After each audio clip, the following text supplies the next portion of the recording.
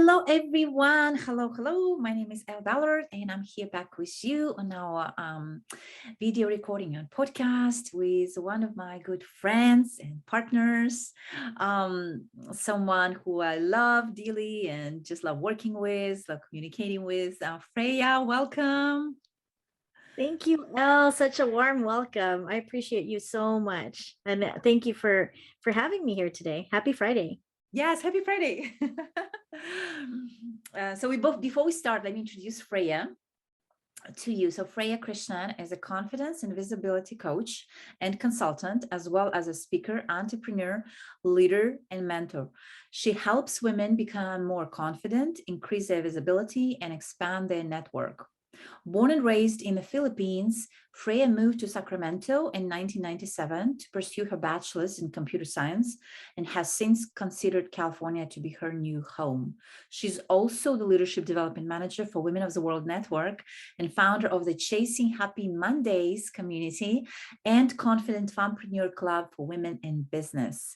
Freya enjoys travel, hiking, cooking, and art. She currently resides in Pleasanton, California.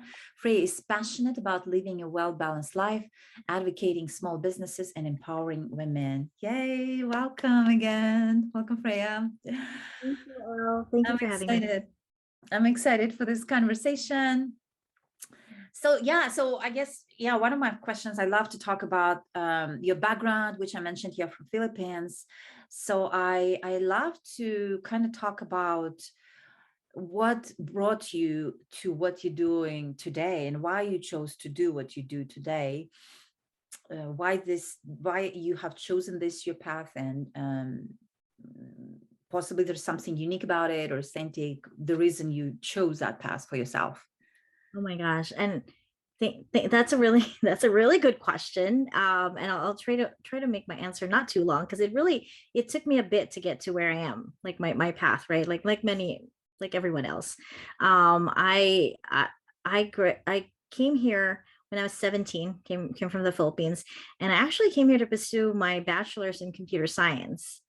So I went to Sacramento State, and I was ready to just kind of be in a world of be in the technology world. And then I realized very quickly that, as much as I love my job, and I'm grateful for it, there's great things about being in the tech industry for sure. I was always looking for more, and I knew, like, I'm a very creative person, and I've always loved empowering women. I was actually the president of the Society of Women Engineers, right, when I was in college. I don't know if I ever told you that. No, I didn't know that. Yeah, I've always had a special place in my heart for empowering women. Especially in places where we're in fields that are so male dominated. My mother was an engineer, right? So I kind of understood that at an early age, that, women, we really need a voice, right? So I started that way. And then in somewhere in the middle of my path, and in being a software engineer, and then a project manager now, I found that I really enjoy helping women, especially women in small business. And I jumped into the world of coaching. And so currently I'm a visibility and confidence coach. And I help women, become more visible, and become, more confident, and help them be seen in their most authentic light, right? So my workshops and group programs, I'm doing one right now with the Women of the World Empower, are centered towards that, helping them with that. And I also have a small group coaching program where I help women. I coach them every month, and we get together and we hold ourselves accountable to our goals and all of that. So I very much enjoy that part of me. So that's kind of like a short, the short path of where I started from having a tech background to realizing, what, I want to do more. I want to impact more women, more people.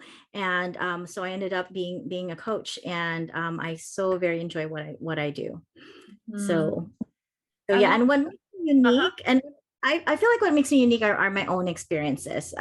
So I've started I've always been that hybrid entrepreneur. So while having my day job, I always had, I believe in having multiple streams of income, right? So I have my side businesses, and I always try to find a balance between my career and my side business, and also my personal life. So that's what I like to coach women on, is how I was able to, and how I'm still working towards, always finding that balance. So that's what makes me unique, is my experiences, in that I can actually, take what has happened, what I've experienced in the past, and help women with that, with their struggles in that sense. Yeah, yeah.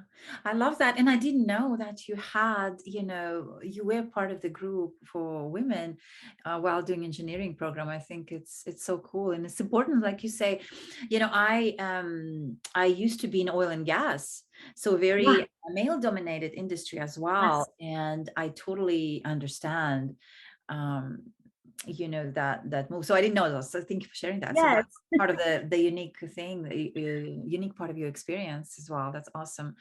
um yeah, and the upbringing, the background, what you do now, what you had done then, it's such a good transition to, I want to talk about the book that we are about to publish. And so just to give our listeners background, so this will be our second edition of Women of the World Network book, and the title is Recipes for Mind, Body, and Soul.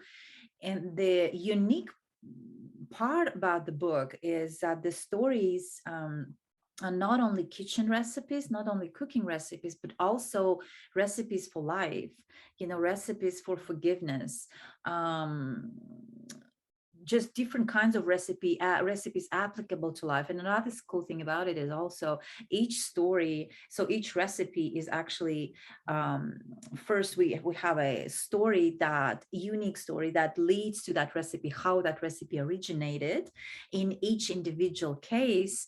And I think that's what makes it so beautiful. So it's not only just recipe, compilation of just recipes, but there's a whole background story, right, as to how it originated. So hopefully when people reading it, they will be able to relate with some of the life stories as to the story shared in the book. Say if it's a cooking recipe, while the recipe is being cooked, maybe, if it's someone's grandmother's recipe bringing up, that will relieve those memories, right, and honor those people. And so I think it's such a beautiful piece. I'm excited to bring it to the world, and it's going to be released on April 7. So Freya is one of our authors in the book, and so I Yes. wanted to, can you share with our readers, Freya, what did you decide to write about in your part of the book, and why did you choose that topic and that piece? Yeah. So I'm so excited about this book too, Elle. This is actually my first book anthology that I've been a part of. And I'm so excited that it's with the women of the world. And is it okay to share what recipe I chose? Because I Yeah, actually, yeah, that's fine. yeah, Yeah, I don't want to give too much away, but right. so I being from the Philippines, I really wanted to write about, well, one, I'm a foodie, so I had to pick a food recipe. And I wanted to share something that's near and dear to my heart, and something that I've actually made over and over and over again. um, and this really forced me, to be honest, to really make a recipe, because I usually just put, throw throw things together without necessarily measuring, but I this time I really like put it together. So it's really a work of love. So I'm sharing actually my lumpia recipe. And I had to pick lumpia because, for those of you who don't know what it is, most people I find in California do know what it is. It's a Filipino egg roll, and it's very popular in parties. Like, they're usually, when there's a Filipino party, or if even if there's somebody Filipino in the party, there's always going to be lumpia. That's like kind of the go-to. And I'm excited to share that. But what I wrote about was really, something close to my heart, which is, kind of recollecting the days of when I first migrated here. So I came, like, I was only 17, right? And I came here for college, and I did have relatives here, but most of my family was still back home. So I found myself, being homesick a lot, and just thinking about, like, moving from one culture to another. I mean, I know there's a lot of women who are going to be reading this book who, are from other countries, right? So I wanted to kind of relay my experience to all of them, and even for those who grew up here, like, kind of just being able to kind of step into my shoes for a moment and see what it was like for somebody who moved from, a different country at such a young age, right? And essentially being almost pretty much by herself. So that was what I wrote about. And I also wrote about, like, how much food is such a connection to our culture. At least it was for me, but I feel like I'm not alone in that. I feel like, I don't know about you, Elle, like, when I think of home, I think of food. Yeah, And even just for sure. just cooking. Yeah, and cooking Yeah. a recipe that your grandmother made or your mom made or something, that's comfort food to you because it's the food that you grew up with. So that's really kind of the essence of what I wrote about in the book. And my title is actually Comfort Food for the Homesick Soul, for that chapter. So yeah, Oh, I'm it's excited for the book to come beautiful. out. Yeah, so beautiful. I love what you shared about the food and the culture. It's so true. And I feel like for me, it's, when I feel a little bit of a homesick, right? Or I feel like, okay, disbalance, right? I mean, this balance, like I need, for me, it's food. I need to cook something that my body is probably missing or craving. And for me, it's also music. So it's interesting that you mentioned it, and it's so cool. But I totally, I totally resonate with that. Yeah, cooking food and the taste that when the taste buds are happy, right, to eat, and the ears listening to something that we know from the childhood, even though probably a lot of the songs that I listened to were not, I didn't listen when I was growing up, but the fact that they are in my language, I think that's what makes it kind of, for my heart. So it's interesting that you mentioned it. It's beautiful. And I also want to mention that the book actually has women represented in countries, 12 countries we have represented in the book. So it's so exciting that we have different country recipes in the book. So overall 12 of them. So thanks for also mentioning that. So yes, I will have to definitely try that recipe. I have not cooked that food, so I would love to try. Oh my gosh. Let me know if you do. Yes, And definitely. I can't wait to try the other recipes in the book too. Yeah. I'm really excited. Like, April can't. Is it April yet? Like, I can't wait for it to be here. Yeah, we should. Yeah, maybe we should do another like an actual podcast, not podcast, potluck. What I'm thinking. Potluck. There you go. Yeah, Yeah. yeah, not the virtual one, but the actual, potluck from the Yeah. book. I think that would be great to do. Yeah, I'd love to try that, and it's so interesting because and it's interesting how, like, I'm not a big cook on like when it comes to everyday cooking, daily cooking, right? But when it comes to cooking like interesting recipes like that, that's what, I don't know, it's interesting to try something new because different spice, and some of them I get addicted to so much because they're so tasty, but I never tried them, and I would never know unless I tried. I would never know that I would love them unless I tried cooking them. So I love like cooking Korean recipes or French recipes sometimes. I think it's so that will be an addition as well. So I'm excited. Yeah, that's beautiful. I love it. Yeah, so stay tuned definitely for the book launch and for the book announcements. We'll be sharing more information very, very soon. Moving on, I like to ask, you being, I think, one of our very initial and original members in the community of Women of the World, and I like to ask this question of what does it mean for you to be a woman of the world? Gosh, that is such a good question. Um, I don't know if it's a straightforward answer, but I'll do my best. So, being a woman of the world to me is being a woman who embraces diversity, right? is open to learning about many cultures, which is what we do. And that's what really attracted me initially to Women of the World Network. I mean, just the name Women of the World Network, right? Just being somebody who came from a different country and coming to the US, being such a melting pot.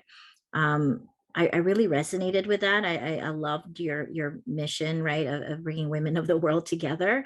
And it goes back to the, like what we were just talking about, like learning about different foods and trying different recipes. I mean, that's kind of what we're doing. We're learning about each other, learning about where we all come from, our perspectives, right? Everyone's perspective is definitely different coming from, I realize that so much now that I've been here so long, and I know you and I'll have had discussions on this, is how the way we looked at things certainly different because of how we were raised and how, the culture that we grew up with. So going back to your question, being a woman of the world is being open to different cultures and just being more self-aware about, your own origins and where you come from. And being in alignment with that as well. So yeah, I consider myself now, because I've lived in California longer than I have in the Philippines, so I consider myself a Californian now too, but I very much still identify as Filipino. I still have my Filipino culture kind of deeply embedded in me, no matter how much people say, well, but you don't have an accent, or like they don't believe that I grew up there, but I really did. And as much as I learn and grow in the Western culture, how much I've changed, being in America for so long, there's still parts about me that are so very Filipino. I'm very proud of that.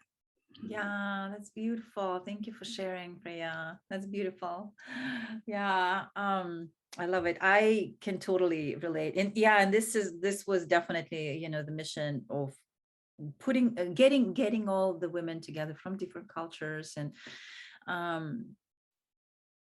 promoting diversity, but also helping them bring that background and that cultural heritage, if you would, and richness forward, and making it one of their strengths, right? Instead of maybe, because it's easy sometimes to, when we belong to different cultures or have that double advantage, to read into one or another. And it's interesting, I know I speak with people sometimes, they tell me that I'm very Americanized now because I live here, but that's interesting that they see me from there, living there, see me as this. And of course I am, because I'm living in this culture, but there is also a big part of me still that is part of my culture, and you can never take that away, and you shouldn't take that away, right? And I think the more we bring that forward, the better the whole world becomes, all the relation and connections. And speaking about that, I want to this is actually the first time I'm mentioning it. Our next book is gonna be on women, wealth, and money, and I'm excited about that, because speaking about cultures and upbringings, one, it's women attracting money, the way we attract, the way we receive, the way we give, but add to that a cultural upbringing. And I think that next book, which will be our third edition, will be so interesting, because we'll be talking about not only women and money, but also how cultures come into play. So stay tuned for that. And if you're interested, check out our website. Definitely, our applications are open, so you can just submit the form and apply to participate in that book. Okay, so our final part is the rapid fire questions. Okay. So I'm just going to ask a question, and then you can answer. And I think I have what, five of them, 5 or 6. So are you ready? Okay, sure. Okay, So what these questions are, but we'll see. Yes, it's funner this way. Yeah, okay. Yeah, just to let everybody know, I did not share them with Freya before. So your favorite book name is? Oh my gosh. There's so many. Yeah. I would say Big Magic by Elizabeth Gilbert. I love that. Yeah, yeah, Okay, that's a good one. yeah, I have to check that out. Sounds familiar. I have to renew my list, review my list. Okay, beach or mountains? Beach. Favorite international destination to visit? Oh my gosh, Barcelona. Ah, I know that's hard to. I should have it's said the hard. Philippines. I don't know. I have so many Siargao too. in the Philippines a close second, but I really love Barcelona, and I didn't get enough time there. So Beautiful. I love it. Summer or winter? summer for sure. Yes. Okay, and the last one, things that you have discovered about yourself recently. Recently. Gosh, I've been doing a lot of self-reflection recently, and I think I discovered that I can surprise myself sometimes, because and I know this is supposed to be rapid fire, but I'm just, I'm typically very impatient with myself. I'm like a type A Enneagram 3 kind of personality, but lately I've been working on really slowing down, being more intentional, and I know I can get there. So yeah, I know that was a long answer. No, it's okay. That's perfect. I love that. Slowing down and just really, yeah, prayer. Okay, beautiful. Thank you for playing. Thank you, Elle. That wasn't so bad. Okay. Good. I won't tell Awesome. anyone else what the questions are. Yeah, and I like to not share in advance, and it doesn't make it as interesting, right? But yeah, I hope that was not too bad. Well, thank you for playing, and thank you for taking the time, Freya. I am excited again to have you in the book, to share your beautiful story, your background, your recipe, your cooking in the book. So definitely more information coming up soon. And yeah, I will see you soon. Thank you. Have a great weekend. You too. Thanks, Elle.